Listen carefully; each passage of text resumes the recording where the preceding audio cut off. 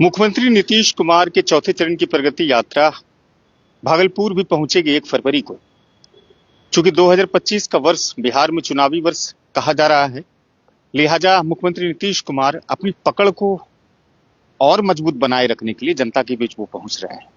कहा जा रहा है कि विकास कार्यों की योजना का वो समीक्षा करते हैं, उसे देखते हैं नजदीक से और जनता से मिलते उसकी समस्याओं को सुनते हैं।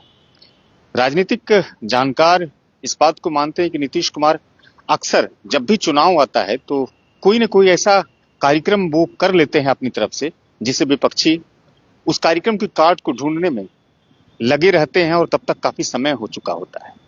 नीतीश कुमार चूंकि पिछले कई वर्षों से सत्ता में काबिज हैं वो, और बिहार की राजनीति के सुपरस्टार भी कहे जाते हैं वो, और कुछ लोग कहते हैं कि नीतीश कुमार बिहार की राजनीति के चाणक्य भी हैं। यही वजह है कि 2024 के लोकसभा चुनाव में जिस तरह से एनडीए के साथ भाजपा को बढ़त मिली और जिस तरह से भाजपा को जरूरत महसूस हुई जदयू की, खासतौर से नीतीश कुमार की, उससे यह स्पष्ट हो गया कि बिहार की जनता में आज भी नीतीश कुमार की एक अच्छी पैठ मानी जाती है। चूंकि इस प्रगति यात्रा में जहां भी वो नीतीश कुमार जा रहे हैं तो उन जिलों को लेकर के खजाना खोल रहे हैं। शुरुआत चंपारण से हुई थी और अब ये निरंतर बढ़ती चली जा रही है। चूंकि भागलपुर और फिर बांका, मुंगेर, लखीसराय, इन सब जिले में यात्रा उनकी होनी है। आज पूर्णिया में उनकी यात्रा हुई थी। अभी तक दरभंगा में सबसे अधिक 2000 करोड़ की उन्होंने खजाने को खोली है बिहार सरकार की तरफ से। अब चूंकि भागलपुर में भी कई ऐसे कार्यक्रम हैं जिनसे भागलपुर के लोगों की उम्मीदें बढ़ भी गई है, और आधिकारिक रूप से अगर भागलपुर डिस्ट्रिक्ट एडमिनिस्ट्रेशन के फेसबुक पन्ने को अगर आप टटोलेंगे, देखेंगे, तो उसमें जिलाधिकारी नवल किशोर की तरफ से ये बातें भी मेंशन की गई है कि यहाँ पर जैसे गोराडी में प्रस्तावित है अंतर्राज्यीय बस अड्डा, उनका भी शिलान्यास होगा। उसी तरह बिहार एग्रीकल्चर यूनिवर्सिटी, जो कि एक तरह का बहुमुखी यूनिवर्सिटी है और निरंतर किसानों की हालत को सुधारने में वो शोध में जुटे हुए हैं, कार्यक्रम को लगातार कर रहे हैं। वहां पर भी बायोटेक्नोलॉजी कॉलेज का शिलान्यास होगा और दूसरे भी कार्यक्रम वहां पर होंगे, उसका भी शिलान्यास होगा। तो मुख्यमंत्री नीतीश कुमार जहां भी जाते हैं वो शिलान्यास करते हैं, लोकार्पण करते हैं और फिर उद्घाटन भी करते हैं।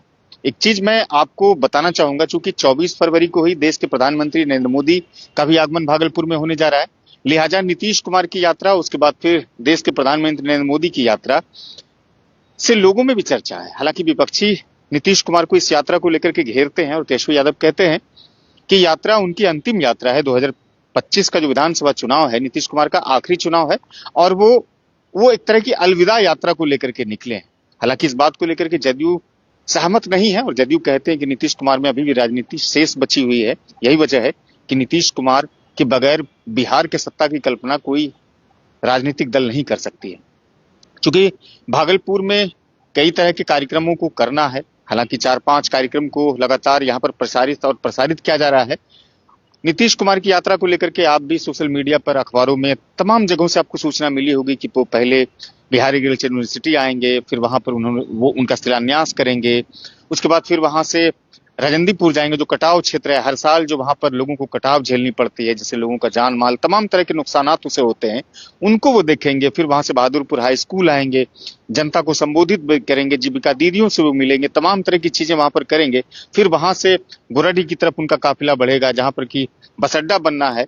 उसके बाद फिर वहां से फ्लाई ओवर भोलानाथ की तरफ वो बढ़ेगा। उसके बाद फिर दूसरे कार्यक्रम होंगे। अंतिम में जिला समीक्षा भवन में वो सभी पदाधिकारियों और अपने नेताओं के साथ बैठेंगे, जनप्रतिनिधियों के साथ बैठेंगे और तमाम विकास की चल रही योजनाओं पर वो मंथन करेंगे और सुझाव और दिशा निर्देश भी देंगे। जिलाधिकारी डॉक्टर नवल किशोर चौधरी पिछले कई हफ्तों से लगातार मेहनत कर रहे हैं और जिला प्रशासन की तरफ से वो लगातार ये कह रहे हैं कि मुख्यमंत्री जी के आगमन और उनके स्वागत को लेकर के जिला प्रशासन पूरी तरह से मुस्तैद है और पूरी तैयारी में हम लगे हुए हैं, क्योंकि उसके ठीक बाद देश के प्रधानमंत्री नरेंद्र मोदी का भी आगमन होगा। लिहाजा नवल किशोर चौधरी भी लगातार मेहनत कर रहे हैं और कोशिश में ये लगे हुए हैं कि उनके जिला यानी भागलपुर जिले को प्रधानमंत्री भी अच्छे दृष्टिकोण से अनुभव करके यहाँ से जाएं और मुख्यमंत्री नीतीश कुमार भी अच्छे तरह से यहाँ से संतुष्ट होकर के जाएं।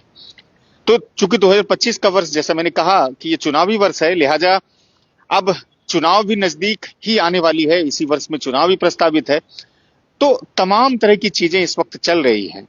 अब भागलपुर जिले की प्रगति यात्रा पर जो आएंगे मुख्यमंत्री नीतीश कुमार, ये अलग बातें हैं कि नीतीश कुमार के जाने के बाद जो वो खजाना खोलेंगे, सरकारी खजाना यहाँ के जिले के लोगों के लिए, उस पर कितना मूर्त रूप लग पाएगा या फिर उसका कितना इम्प्लीमेंटेशन हो पाएगा, ये वक्त तय कर लेगा।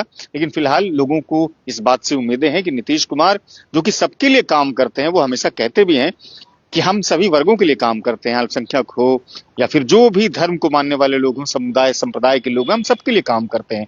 और नीतीश कुमार की भी चूंकि 2025 की जो विधानसभा चुनाव होगी वो एक तरह की परीक्षा ही होगी। लोकसभा में उनकी पार्टी ने अच्छा प्रदर्शन किया, फिर उपचुनाव हुए बिहार में 4 विधानसभा सीटों पर, वहां भी अच्छा प्रदर्शन किया। लेकिन 2025 का जो विधानसभा चुनाव है, जिसके कहे जाते हैं कि वो बड़े माहिर खिलाड़ी हैं, उनकी भी अग्नि परीक्षा है। एक तरफ जनसुराज तमाम पार्टियों का टेंशन बढ़ाई हुई है, लगातार जो है प्रशांत किशोर अलग अलग यात्रा में लगे हुए हैं। अभी उनकी टीम की तरफ से भी बिहार के युवाओं को जागरूक करने के लिए मोटरसाइकिल यात्रा पर निकले हुए हैं। 2000 किलोमीटर की उनकी यात्रा होगी। तमाम ये चीजें बिहार में इस वक्त चल रही है। एक चीज मैं आपको बताना चाहूंगा कि बिहार एग्रीकल्चर यूनिवर्सिटी के जो वीसी हैं डॉक्टर डी आर सिंह, दुनिया राम सिंह, वो हमेशा से अपने यूनिवर्सिटी को लेकर के जो उपलब्धियां हैं वो गिनाते रहे हैं। वो ये भी कहते हैं कि जब मैं यहाँ पर आया था, जब हमारा ट्रांसफर हुआ था, तो हमारे पास एक भी पेटेंट नहीं था, लेकिन अभी कई एक पेटेंट हैं।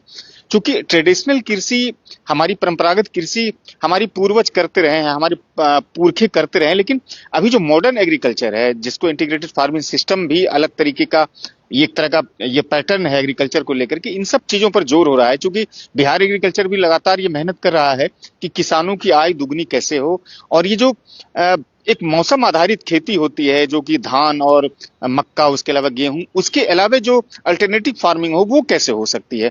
क्योंकि हम देख रहे हैं कि जलवायु परिवर्तन हो रहा है, जलवायु परिवर्तन के कारण कहीं पर वर्षा होती है, कहीं पर वर्षा नहीं होती है। तो ऐसे में मिट्टियों के लिए भी एक बड़ी कड़ी परीक्षा होती है, मिट्टियों का भी दोहन हो रहा है। तो एक जो कहते हैं ना कि अल्टरनेटिव जो क्रॉपिंग होता है, वो किस तरह से इस्टेब्लिश किया जाए, ये तमाम तरह की चीजें इस वक्त चर्चा का विषय बना हुआ है। अब इस प्रगति यात्रा के बाद से बिहार एग्रीकल्चर यूनिवर्सिटी भी काम करने में अपनी ऊर्जा को दिखाएंगे, अपने आत्मविश्वास के साथ आगे बढ़ेंगे। ये तमाम चीजें इस वक्त चर्चा का विषय बना हुआ है। इस वीडियो को अगर आप अच्छा पसंद करते हैं तो जरूर साझा कीजिएगा।